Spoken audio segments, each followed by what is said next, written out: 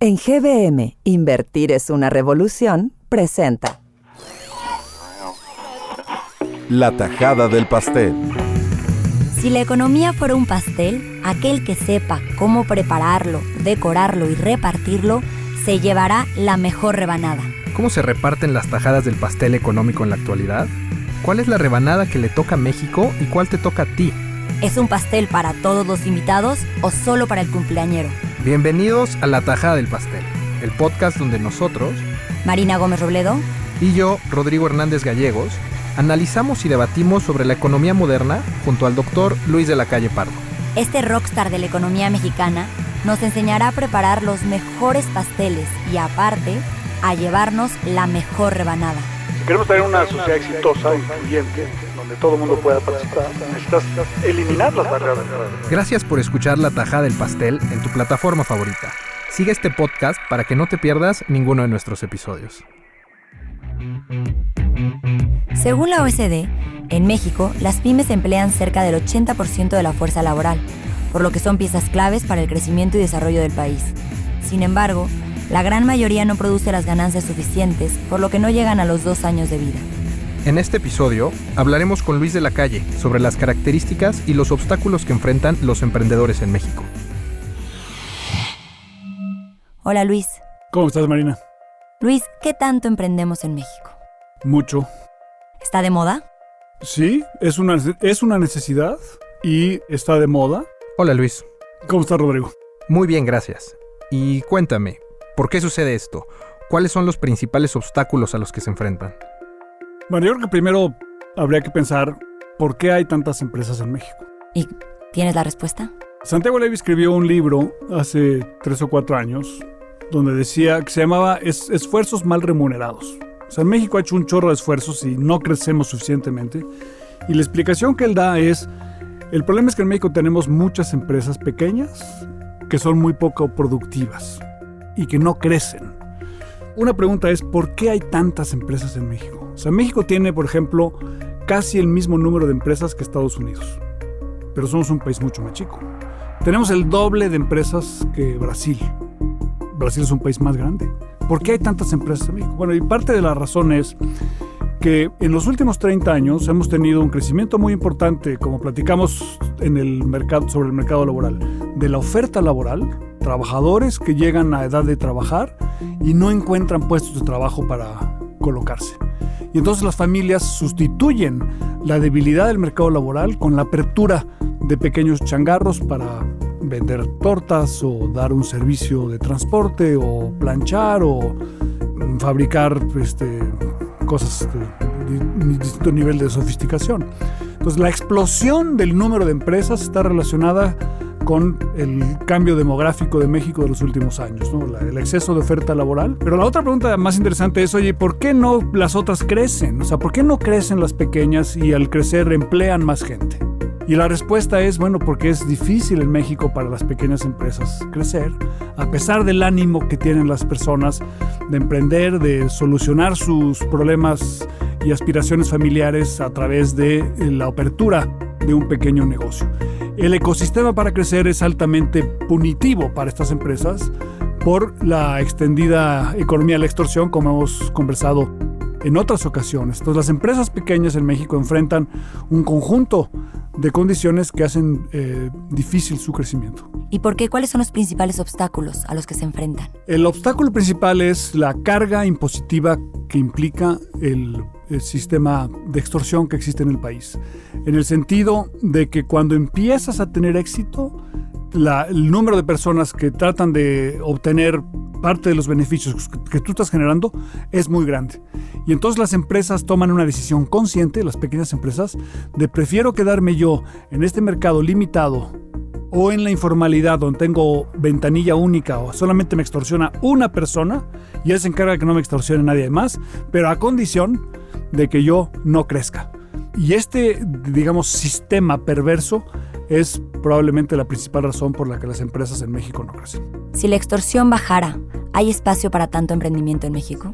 Habría espacio para menos empresas, más grandes, y para una multiplicación de la generación de valor. Porque lo que muestran las cifras con enorme claridad es que hay una correlación entre la productividad de los trabajadores y de los dueños de las empresas en la medida en la que estas empresas cambian de tamaño y se vuelven un poquito más grandes. Entonces, digamos, solamente si asignáramos los recursos laborales del capital a empresas un poco más grandes, la productividad en México se multiplicaría varias veces.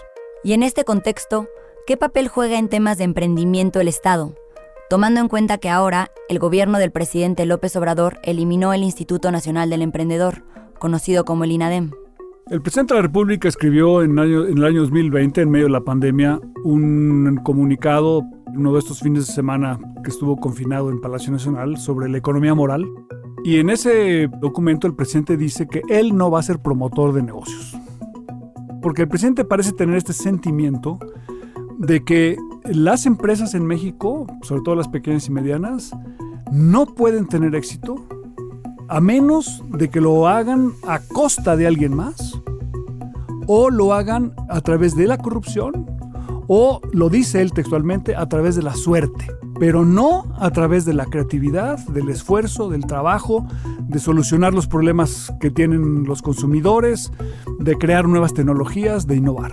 Entonces, esta visión un poco pesimista del presidente que refleja en su economía moral y que se refleja también en su discurso contra las aspiraciones de la clase media, creo que desnudan esta falta de ánimo para decir vale la pena apostar a que las empresas mexicanas pueden tener éxito, y si lo tienen, vamos a tener una plataforma para crear un país más próspero. En un escenario ideal, ¿cuál debería de ser el papel? ¿Qué rol debería jugar el Estado? Bueno, creo que el Estado tiene que poner, digamos, por un lado las reglas y lograr que se cumplan. En segundo lugar, tiene que poner la infraestructura, o sea, los caminos, las telecomunicaciones, la electricidad, y tiene que colaborar obviamente con las herramientas en materia de educación, en materia de salud y en la promoción de la revolución tecnológica, porque la revolución tecnológica es lo que al final del día te permite dar el salto cualitativo que te permita un crecimiento no solamente a través del esfuerzo, sino un crecimiento a través del incremento en el valor de lo que haces. Ahorita con la pandemia muchas empresas murieron. ¿Debió el Estado haber dado mayores apoyos? En el año 2020 el presidente tomó una decisión muy controvertida, no tener un amplio programa de apoyo contracíclico para que las empresas y las familias pudieran cruzar el río desbordado de la pandemia, a diferencia de muchos otros países del mundo. Mi preferencia hubiera sido, sí, algún apoyo en materia de otorgamiento de crédito para el capital de trabajo y en reprogramar los pagos que las empresas hacen al Estado mexicano. El presidente, que tiene una visión conservadora del uso del presupuesto, prefirió no hacerlo, y eso, bueno, obviamente tiene un beneficio de finanzas públicas más sanas, pero sí tiene un costo en el sentido de que a lo mejor cerraron algunas empresas o corrieron trabajadores de algunas empresas que podían no haberlo hecho. Me gustaría retomar el tema de las barreras de entrada al emprendimiento. Parece ser que hay barreras altísimas para que los emprendedores entren a los mercados más lucrativos. ¿Cómo lo ves? La barrera de entrada es el principal obstáculo para el crecimiento de las empresas, ¿no? Está relacionado obviamente con la economía de la extorsión.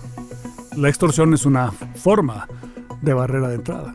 Si queremos tener una sociedad exitosa, incluyente, donde todo el mundo pueda participar, necesitas eliminar las barreras de entrada. De hecho, la principal labor del gobierno debiera ser la eliminación de esas barreras. En mi experiencia como emprendedor, me he enfrentado a otra barrera de entrada, aparte de la extorsión, que es la dificultad de levantar capital en México. ¿Cómo ves tú el ecosistema de levantamiento de capital privado en el país? En México hay muy poca intermediación financiera, que es sintomático de lo que tú mencionas, la dificultad de conseguir recursos adicionales a los que uno pueda tener para poder invertir y poder progresar. Efectivamente, ese es uno de los principales problemas. Y está relacionado con muchos temas, ¿no? Hay poco ahorro en México, por lo tanto hay poca inversión, hay poca intermediación financiera porque no es fácil para las empresas conseguir dinero, ya que los bancos consideran que es difícil recuperar los créditos cuando no se pagan. procedimientos de los concursos mercantiles y de los juicios mercantiles para la recuperación de un crédito son largos, complejos, caros e ineficaces. Y todo eso hace que haya una, digamos, renuencia, que haya suficiente crédito en la economía mexicana, a pesar de que ha crecido como porcentaje del PIB en los últimos años. Y en el fondo, además, hay otro problema del que ya hemos platicado en otra ocasión, que es que no hay claros derechos de propiedad, ¿no? Muchas veces el dueño de un changarro no tiene títulos contundentes de propiedad que le permitan apalancar el primer piso para construir un segundo o hacer crecer a su empresa. También me he enfrentado con un sentimiento generalizado que dice, en México hay mucho dinero. El problema es que el dinero no fluye de arriba para abajo. Y más allá del sistema crediticio, ¿por qué hay tan poco capital de riesgo disponible para los emprendedores en México? Es por las mismas razones, ¿no? Que hablábamos de la falta de penetración de los mercados financieros. Hoy en día, sin embargo, si tú tienes un proyecto viable, sólido, el principal problema no es la falta de capital. Con la liquidez que hay en los mercados internacionales y en México, el fondeo de un programa exitoso no es la restricción más importante para lograr hacerla, ¿no? Sino es más bien la falta de proyectos viables. ¿Pero no crees que es difícil para algunos proyectos viables hacerse ver porque simple y sencillamente no tienen la capacidad de conectarse con estas herramientas que les podría dar esta visibilidad? Sin duda, o sea, sí, no es fácil llegar a los inversionistas y no es fácil que los inversionistas te tengan suficiente confianza para que apuesten a favor de un proyecto que tiene cierta probabilidad de éxito. Sí, efectivamente, en México existe un problema de acceso al capital y acceso al crédito, sin duda, a pesar de que hay mucha liquidez en el mercado y por lo tanto que podría, en los números, no ser una restricción para el crecimiento. Pero sí hay restricciones estructurales que hacen difícil fondearse en México. Sí, y esto se retoma mucho con lo que mencionabas de que el Estado debe de disminuir las barreras de entrada.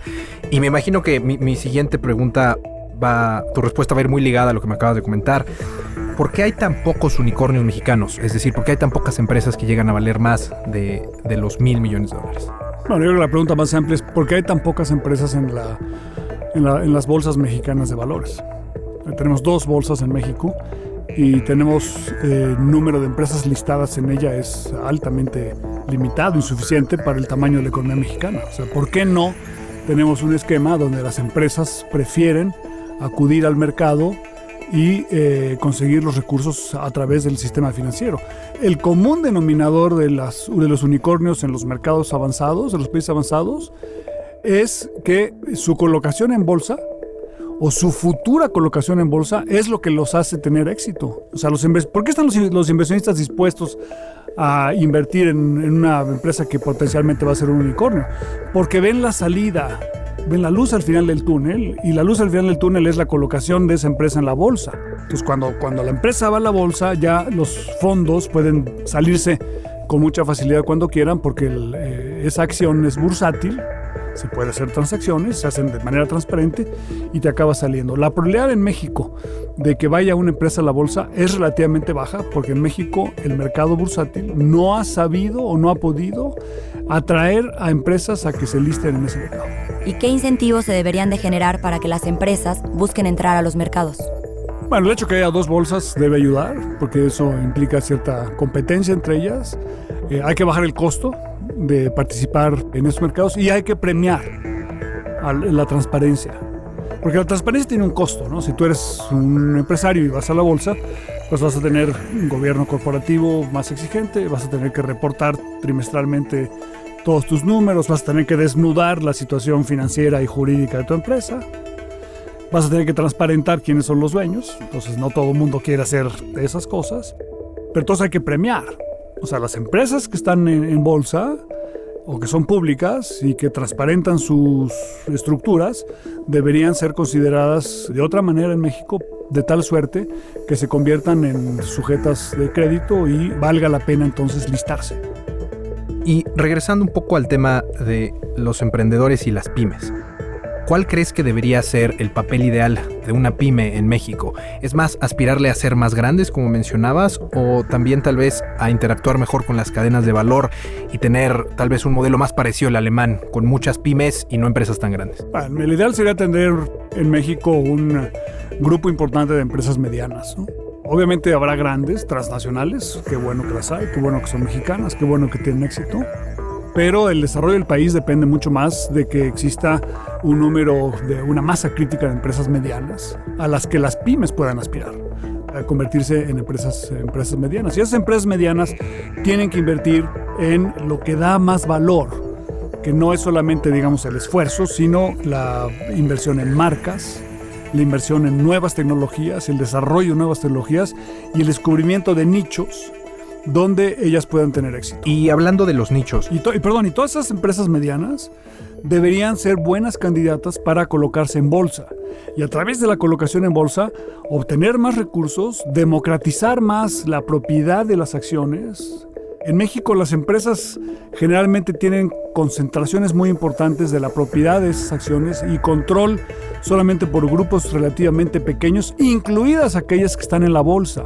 Entonces, para realmente, digamos, crear un mercado en donde haya fondos de inversión interesados en fondear a pequeñas y medianas empresas, requieres una democratización en la propiedad de las acciones y una dilución muy importante de los accionistas. Hay muy pocas empresas en México que tengan una flotación, es decir, el porcentaje de acciones que están en bolsa, que sea relativamente alto comparado con el resto del mundo. Y eso también habla un poco de las dificultades culturales en México para tener un mercado de capital expandido.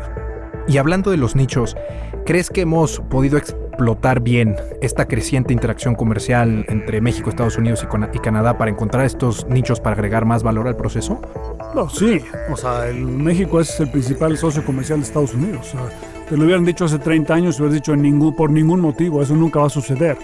Entonces sí, hemos sido exitosos, hemos sido muy exitosos, tan exitosos que el propio presidente de Estados Unidos, Donald Trump, decía: mexicanos, por favor, ya no tengan ustedes más éxito, ¿no? Es un poco el mensaje, pero desde el punto de vista nacional hemos sido insuficientemente exitosos, porque no hemos logrado la incorporación de más empresas a esta economía moderna, exitosa, internacionalizada.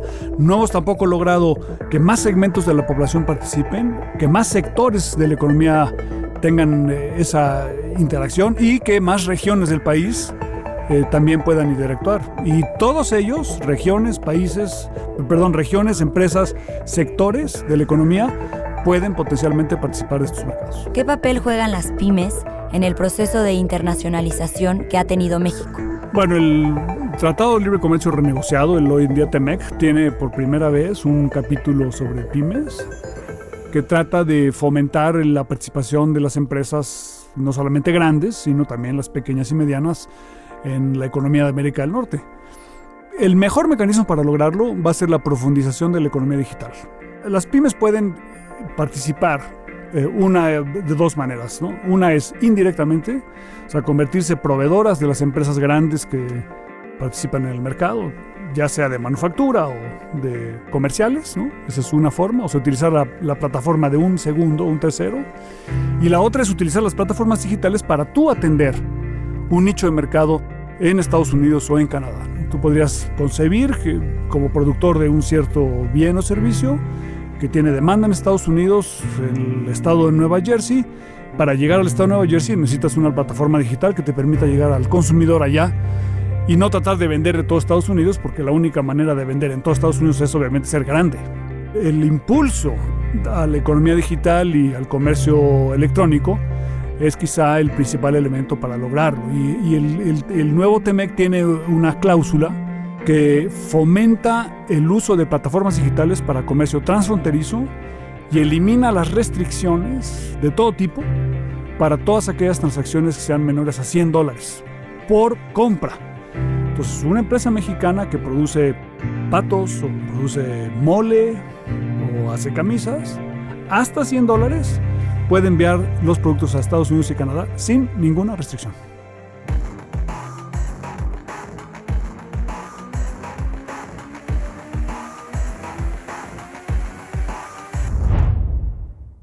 Rodrigo, Tú como una persona que ha intentado, está emprendiendo, de todos los obstáculos que mencionó Luis, ¿a cuáles sí te has enfrentado y qué nos puedes contar como de los retos que has tenido? Pues afortunadamente yo no me he enfrentado a ninguna situación donde tenga que extorsionar o participar en un acto de extorsión. Entonces, no me identifico tanto con ese problema. Con la barrera que más me he identificado es con la barrera de levantamiento de capital. Afortunadamente, algunos de los socios en ciertos proyectos tienen acceso a mecanismos para levantar capital, pero si ese no fuera el caso, sería un reto gigantesco. Y retomando algunos elementos de la conversación de Luis, creo que también de alguna forma los proyectos en los que yo he participado están relativamente alejados de la extorsión, porque para todos ellos el ecosistema digital es primordial, y creo que en esa área todavía no hay tanto extorsión. ¿Pero qué has emprendido? Hablas como de muchos proyectos. ¿Qué has emprendido? ¿Qué obstáculos te has encontrado si no es la extorsión? Hay 3 proyectos que tienen que ver con plataformas digitales. Una de ellas es una plataforma de toma de decisiones, otra es una plataforma de estructura para poder tener un emprendimiento que siga ciertos pasos metodológicos. La otra es un expediente clínico electrónico para pediatras, y en esas, en realidad, el reto es ver cómo levantas dinero para poder materializarlas, ¿no?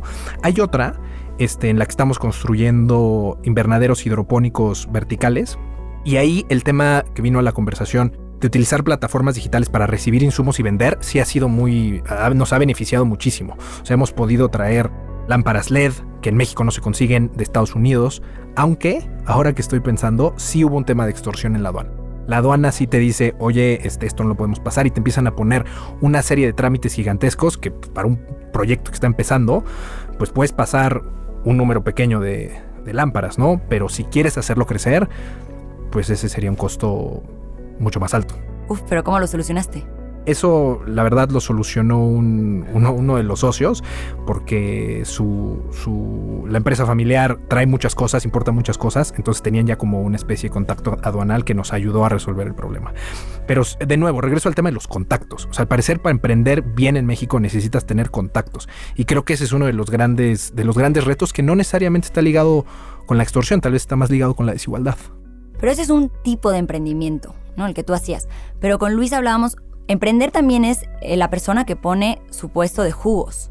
Y sí es cierto que todos queremos emprender. Yo, que he sido una godín, todo el tiempo estoy en mi cabeza diciendo, sí, con esto podría emprender, con esto podría crecer, porque en mi caso tengo la idea de que si emprendo me vuelvo dueña de mis horarios, voy a ganar más dinero, cuando la realidad es que la mayoría de los emprendimientos quiebra, pero no sé por qué es tan popular o por qué todos queremos emprender, si a veces es mucho más seguro seguir mi camino de godín.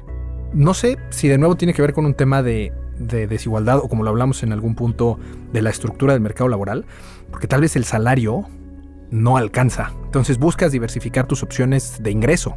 Muchas veces generas un emprendimiento no como tu principal actividad económica, sino como un negocio aparte para complementar el ingreso que estás recibiendo. ¿Y qué consejos nos darías a los que queremos emprender? Es una gran pregunta. Creo que, aunque puede sonar un poco cliché, creo que es si estás convencido de que lo que estás haciendo agrega valor, o sea, si encuentras algo que en realidad un espacio donde puedas agregar valor, persiste, porque tal vez el primero no funciona, tal vez el segundo tampoco, pero eventualmente sí puedes pegarle. Y para emprender necesitamos hacer estos modelos de negocios complejos para ver pérdidas, ganancias.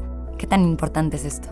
Creo que es muy importante. De hecho, hay un índice global de emprendimiento, y México sale muy bien en temas de identificación de oportunidades, por ejemplo, pero sale muy mal en temas de administración. Y creo que uno de los grandes retos de los emprendedores es hacer eso. A nosotros nos costó muchísimo trabajo para la plataforma de toma de decisiones colectivas hacer ese paso. Nos enfocamos en el producto y dejamos eso un poco a un lado, y ese ha sido uno de nuestros impedimentos para conseguir más capital. Pues venga, Rodrigo, haznos un blog de consejos para los que no hemos sido emprendedores. Veremos, sí, gracias. Muchas gracias por acompañarnos. Los esperamos en el próximo episodio con la receta de otro pastel. Escúchanos en Spotify, Apple Podcast, Amazon Music o en tu plataforma de audio favorita. Y comparte con nosotros tus dudas y mejores recetas. Buen provecho.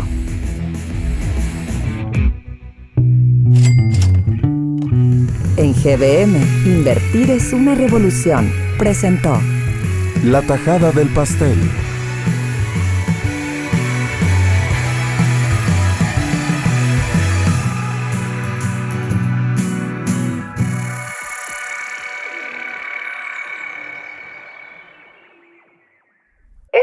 es un podcast de Pensando un País producido por Hook Audio.